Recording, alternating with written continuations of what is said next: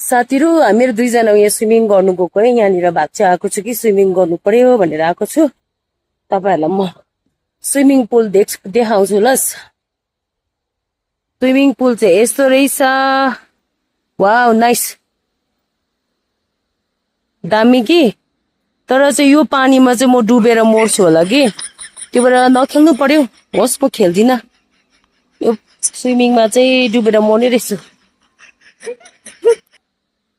तर यहाँको भ्यू चाहिँ यति दामी छ अहिले वाउ गर्मीमा चाहिँ दामी हुनेछ आगे यहाँ कस्तो लाग्यो हजुर तपाईलाई यहाँ घुम्नु आएर एकदम दामी दामी आएको सानो हावा पिट्छ हाम्रो आगेलाई उयसमा फोनमा